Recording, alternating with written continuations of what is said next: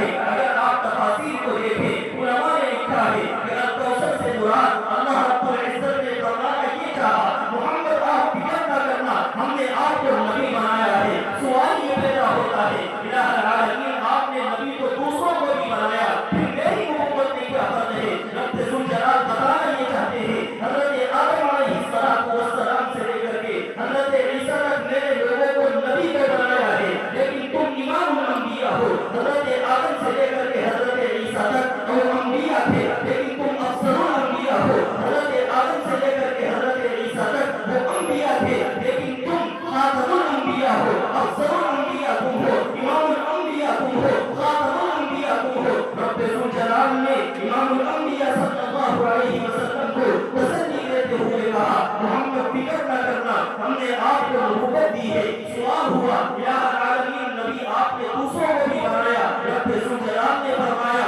کہ جیسا نبی میں نے تمہیں بنایا ہے ایسا نبی میں نے دوسروں کو نہیں بنایا. اب امام الانبیاء کی نبوت وہ کیسی ہے آپ ذرا قرآن کریم کو پڑھیے تو آپ کو معلوم ہوگا. قرآن کریم کا تیسرا پارہ ہے, تیسرے پارے کا آخری رکوع ہے, آخری رکوع کی پہلی آیت ہے. آپ اس آیت کو پڑھیے. رب ذوالجلال قرآن کریم میں فرماتے ہیں وَإِذْ أَخَذَ اللَّهُ مِيثَاقَ النَّبِيِّينَ لَمَا آتَيْتُكُم مِّن كِتَابٍ وَحِكْمَةٍ ثُمَّ جَاءَكُم رَّسُولٌ مُّصَدِّقٌ لِّمَا مَعَكُمْ لَتُؤْمِنُنَّ بِهِ وَلَتَنصُرُنَّهُ. رب ذوالجلال نے اس کائنات کو جب بنانے کا ارادہ کیا ہے تو اللہ تعالیٰ نے کائنات کو بنانے کے وقت میں تمام کے تمام انبیاء کی روحوں کو جمع کیا تھا. تمام کے تمام انبیاء موجود تھے. رب ذوالجلال نے ان انبیاء سے کہا تھا وَإِذْ أَخَذَ اللَّهُ مِيثَاقَ النَّبِيِّينَ اللہ رب العزت نے نبیوں سے وعدہ کیا تھا لما آتیتکم من کتاب وحکمہ کہ میں تمہیں کتاب بھی دوں گا, میں تمہیں نبوت بھی دوں گا, لیکن نبوت کے ساتھ ساتھ ایک کام اور ہوگا. ثم جاءکم رسول مصدق لما معکم کہ تمہارے پاس ہو سکتا ہے کہ ایک نبی آ جائے. جب وہ نبی آئے گا تو نبوت تمہاری ختم ہوگی اور اس نبی کی نبوت کا سلسلہ شروع ہو جائے گا. گویا رب ذوالجلال نے حضرت آدم کو کہا کہ آدم ہم نے تمہیں نبی بنایا, تمہارا کلمہ لا الہ الا اللہ. آدم سبھی جھوٹا ہے لیکن اگر آدمی نبی آئے تو کلمہ محمد رسول اللہ بن جائے گا. رب ذوالجلال نے حضرت نوح کو فرمایا تھا تمہارا کلمہ لا الہ الا اللہ. نوح نبی اللہ ضرور ہے لیکن اگر آدمی نبی آئے تو نوح نبی اللہ نہیں رہے گا بلکہ محمد رسول اللہ بن جائے گا. رب ذوالجلال نے حضرت موسیٰ کو فرمایا تھا, حضرت عیسیٰ کو فرمایا تھا, حضرت موسیٰ کو گویا رب ذوالجلال نے کہا ہوگا موسیٰ تم نبی ضرور ہو, تمہارا کلمہ لا الہ الا اللہ. موسیٰ کلیم اللہ ہے لیکن جب آخری نبی آئے گا موسیٰ کلیم اللہ نہیں ہوگا بلکہ محمد رسول اللہ ہوگا. رب ذوالجلال نے حضرت عیسیٰ کو گویا فرمایا ہوگا عیسیٰ لا الہ الا اللہ, عیسیٰ روح اللہ یہ تمہارا کلمہ ضرور ہے لیکن آخری نبی آئے گا تو عیسیٰ روح اللہ نہیں بلکہ محمد رسول اللہ ہوگا. آپ ذرا تصور کی دنیا میں جائیے. رب ذوالجلال نے دنیا کو نہیں بنایا, کائنات کو ابھی وجود نہیں بخشا گیا. کائنات کو وجود بخشنے سے پہلے رب ذوالجلال نے انبیاء کو جمع کیا ہے, انبیاء کو ان کی نبوت کے بارے میں بتایا ہے لیکن ساتھ ساتھ میں آخری نبی کے بارے میں بھی بتایا. رب ذوالجلال نے کائنات کو بنانے سے پہلے امام الانبیاء کی نبوت کا تذکرہ کیا تھا. یہ تذکرہ کرنا دلیل اس بات کا کہ گویا رب ذوالجلال نے کہا اِنَّا أَعْطَيْنَاكَ الْكَوْثَرَ. محمد فکر نہ کرنا ہم نے آپ کو نبوت ایسی عطا کی ہے کہ جس وقت میں یہ مکے کے کافروں کی نسلیں بھی موجود نہیں تھی اس وقت میں تمہاری نبوت کا تذکرہ موجود تھا. مٹ گئے مٹ جائیں گے دشمن تیرے, نہ مٹا ہے نہ مٹے گا کبھی چرچا تیرا. امام الانبیاء صلی اللہ علیہ وسلم کو رب ذوالجلال نے ایسی نبوت عطا فرمائی.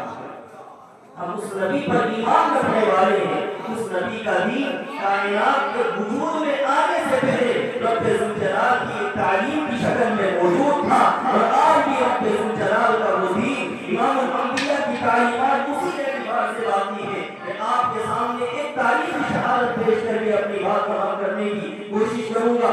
آپ ذرا امام الانبیاء صلی اللہ علیہ وسلم کی نبوت پر اگر بات کرنا چاہیں اور اپنے نبی کی برحق نبوت کو دیکھنا چاہیں, شواہد کی موجودگی میں, دلائل کی موجودگی میں, تو آج دنیا کے اندر قرآن کریم کے بعد سب سے زیادہ پڑھی جانے والی کتاب किताब बाइबल है कि जिसको दुनिया बाइबल मुकद्दस के नाम से जानती है, किताब मुकद्दस के नाम से जानती है, उस बाइबल के अंदर एक वाक़िया मौजूद है। बाइबल के पहले हिस्से में वाक़िया मौजूद है। पहले हिस्से में एक छोटा सा रिसाला है, उस रिसाले का नाम किताब दानियल है। किताब दानियल में एक वाक़िया मज़कूर है। वाक़िया क्या था कि एक ज़माने में एक बादशाह था, उस बादशाह का नाम बुख्तनस्सर था।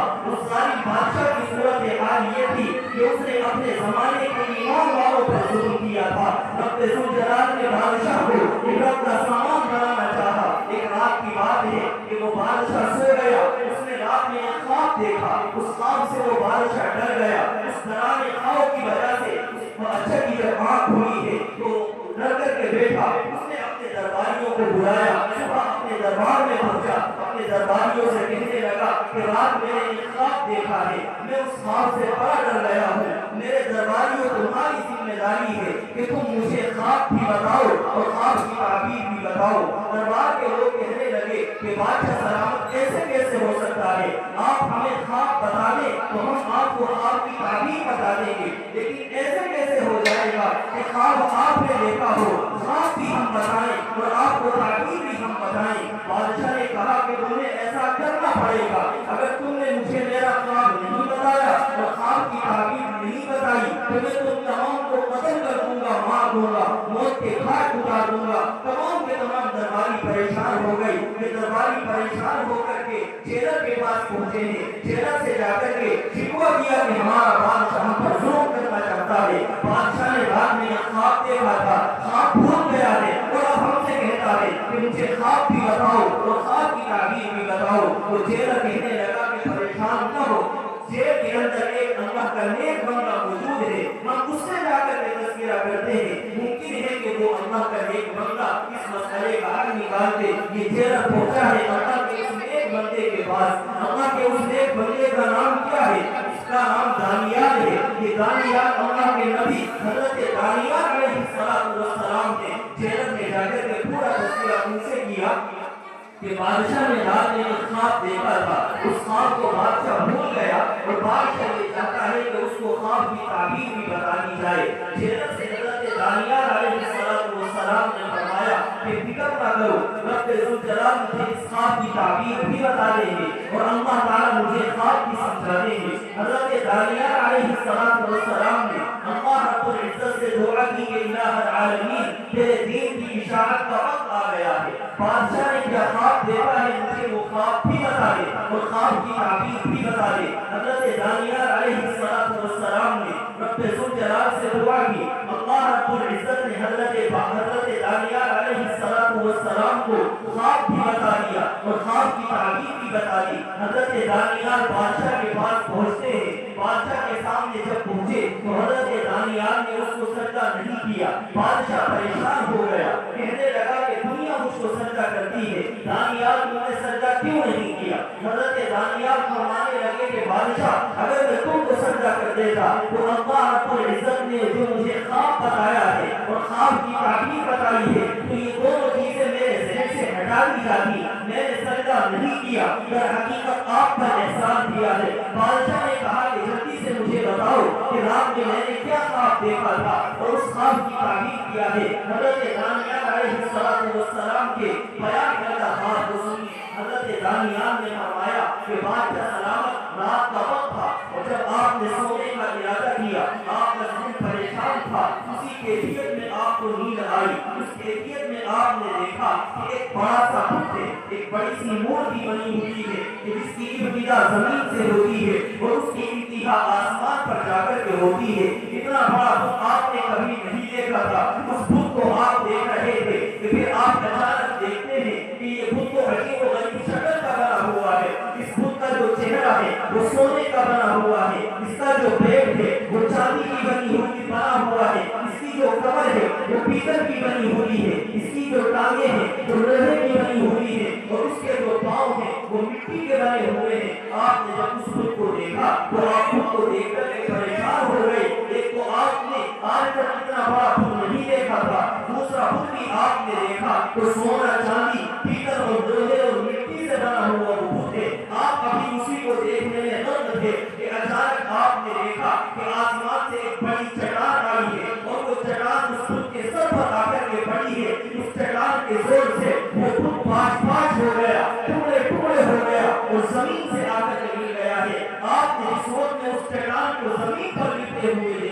تو آپ کی آنکھ کھل گئی ہے اور آپ خواب سے بیدار ہو گئے ہیں۔ بادشاہ کے سامنے جب حضرت دانیال علیہ السلام نے یہ تفصیلات بیان کی تو بادشاہ کہنے لگا کہ ہاں مجھے پیدا کرنے والے کی قسم، میں نے رات میں یہی خواب دیکھا تھا، آپ ذرا جلدی سے مجھے بتاؤ کہ اس خواب کی تعبیر کیا ہے۔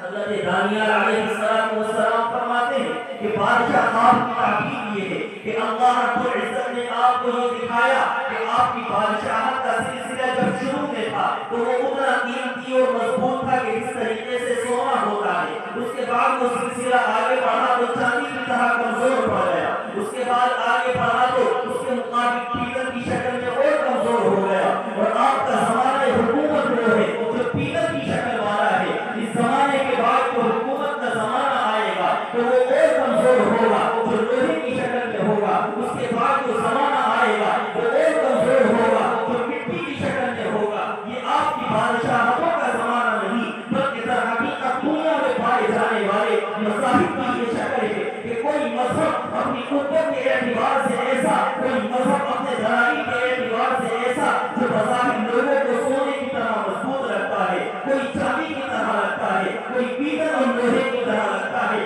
دنیا میں پائے جانے والے یہ تمام کے تمام مذاہب ہیں، لیکن رب ذوالجلال ان تمام کے تمام مذاہب کے اوپر آخر میں ایک مذہب کو لے کر کے آئے گا۔ وہ مذہب آئے گا وہ دنیا میں پائے جانے والے تمام کے تمام مذاہب کو ختم کر دے گا، ملیے میٹ کر دے گا، مسمار کر دے گا۔ بادشاہ نے پوچھا کہ وہ مذہب کون سا ہے؟ حضرت دانیال علیہ السلام نے جو علامات بیان فرمائی ہے اس مذہب کی، وہ مذہب وہی ہے کہ جس کو امام الانبیاء جناب محمد رسول اللہ صلی اللہ علیہ وسلم لے کر کے آئے ہیں۔ یہ حقیقت یہ وہ مذہب ہے کہ جو دنیا میں پائے جانے والے تمام کے تمام مذاہب پر غالب ہونے کے لیے آیا ہے، دنیا میں پائے جانے والے تمام کے تمام مذاہب کو مغلوب کرنے کے لیے آیا ہے۔ اسلام اپنی طاقت و قوت کے اعتبار سے بھی، اسلام اپنے دلائل کے اعتبار سے بھی رب ذوالجلال کے ان تحائف میں سے ہے جس کو اللہ رب العزت دنیا کے کونے کونے اور چپے چپے پر اسی مضبوطی سے پھیلا کر کے رہے گا۔ قرآن کریم کی یہ آیت اِنَّا أَعْطَيْنَاكَ الْكَوْثَرَ در حقیقت اسلام کی حقانیت کی دلیلوں میں سے ایک دلیل ہے۔ اس موضوع پر جو باتیں آپ کے سامنے بیان کرنے کی ہیں، صحیح بات تو یہ ہے کہ ابھی ہم نے 4 حصوں میں سے پہلا حصہ اور پہلے حصے میں سے بھی آدھا حصہ بھی ہم نے بیان کیا ہے۔ اِنَّا أَعْطَيْنَاكَ الْكَوْثَرَ میں الکوثر پر مزید آپ کے سامنے 5 باتیں اور بیان کرنی تھی، لیکن ظاہر ہے کہ وقت اس کی اجازت نہیں دیتا۔ آپ اس بات کو اپنے ذہن و دماغ میں محفوظ رکھیں کہ ہم جس مذہب کو، جس دین کو ماننے والے ہیں، یہ دین برحق ہے، یہ مذہب برحق ہے۔ اللہ رب العزت اس دین کے ماننے والوں کو، اس مذہب کے ماننے والوں کو کبھی ذلیل اور رسوا نہیں کرے گا۔ اگر ذلت اور رسوائی ہمارے سامنے آ رہی ہے تو یہ ہمارے اعمال کا نتیجہ ہے۔ ذلت اور رسوائی اگر ہمارے سامنے آ رہی ہے ہماری کرتوتوں کا نتیجہ ہے۔ وہ کرتوتیں کہ جو کبھی ہمارے درمیان سے ختم نہیں ہوتی۔ اگر آج سے 5 سال پہلے ہم میں سے کوئی بندہ ایسا تھا کہ وہ شراب پیتا تھا تو آج بھی شراب پیتا ہے، وہ سود کا کاروبار کرتا تھا تو آج بھی کرتا ہے، وہ جھوٹ اور خیانت پر اپنی بنیاد رکھتا تھا وہ آج بھی رکھتا ہے، وہ دوسرے کی زمین دارے ہوئے تھا وہ آج بھی مارے ہوئے ہیں۔ ہم سود کا کاروبار کرتے رہے، شراب پیتے اور پلاتے رہے، امانتوں میں خیانتیں کرتے رہے، دوسروں کی زمینیں دباتے رہے، ماں اور بہنوں کی عزتوں کو اچھالتے رہے، اور پھر اللہ رب العزت نے یہ امید رکھے کہ اللہ تعالیٰ ایسی مدد کرے گا کہ جیسے میدان بدر کے اندر فرشتوں کے ذریعے مدد کی گئی تھی۔ یہ ہمارا خیال ہے، یہ ہمارا خواب ہے جو کبھی شرمندہ تعلیم نہیں ہو سکتا ہے۔ اگر ہم یہ چاہتے ہیں کہ رب ذوالجلال کی نصرت اور مدد کا انتظار کرے، اگر ہم یہ چاہتے ہیں اللہ رب العزت کی نصرت اور مدد کے حقیقی نظام بن جائے تو حضرت امام مالک علیہ الرحمہ کے اس جملے کو ہمیں سامنے رکھنا چاہیے۔ حضرت امام مالک نے فرمایا تھا لن يصلح آخر هذه الامة الا بما صلح به اولها۔ اس امت کے بعد والے لوگ اگر یہ چاہتے ہیں کہ وہ عزت حاصل کریں، اس امت کے بعد والے لوگ اگر یہ چاہتے ہیں کہ انہیں اقتدار حاصل ہو جائے، انہیں ترقی حاصل ہو جائے، تو انہیں انہی اصولوں پر، انہی طریقوں پر،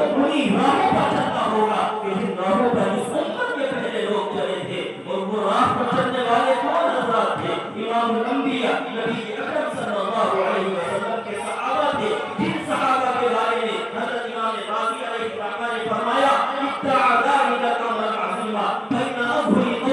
کہ اللہ کے رسول صلی اللہ علیہ وسلم نے نبوت کا دعویٰ ایسی قوم نے کیا تھا لا کتاب لہم ولا حکمت معہم، جن کے پاس کوئی کتاب نہیں تھی، کوئی تعلیم نہیں تھی، جن پر کوئی حکومت کرنے کو تیار نہیں تھا۔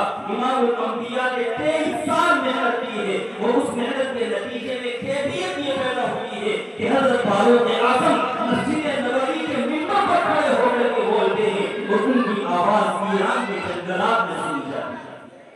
درمیان میں ہزاروں میل کا فاصلہ ہے، حضرت فاروق اعظم مسجد نبوی کے ممبر پر موجود ہیں، تقریر کر رہے ہیں، تقریر کرتے کرتے اچانک فرماتے ہیں یا ساریت الجبل، یا ساریت الجبل، صحابہ پریشان ہو گئے۔ حضرت فاروق اعظم سے نماز کے بعد معلوم کیا کہ حضرت ساریہ تو ایران میں ہے، آپ ساریہ کو کیسے پکار رہے تھے؟ حضرت فاروق اعظم نے فرمایا میں تقریر ضرور کر رہا تھا، رب ذوالجلال نے درمیان سے تمام رہائیوں کو ختم کر دیا، میں نے دیکھا کہ ہماری فوج کا سپہ سالار حضرت ساریہ جو ایران کے اندر لڑائی لڑ رہا ہے، دشمن سے مقابلہ ہو رہا تھا، پیچھے پہاڑ ہے، پہاڑ کی پشت سے دشمن ان پر حملہ کرنے والا تھا، رب ذوالجلال نے ان چیزوں کو میرے سامنے کھول دیا، میں نے ساریہ کو پکار کر کے کہا، میری آواز رب ذوالجلال نے میلوں فاصلے پر، کوسوں میل کی دوری پر حضرت ساریہ کے کانوں میں ڈالی ہے۔ حضرت ساریہ نے فاروق اعظم کی آواز کو سنا ہے، پہاڑ کی طرف متوجہ ہوئے ہیں اور دشمن کا پلٹ کر کے آپ نے مقابلہ کیا ہے۔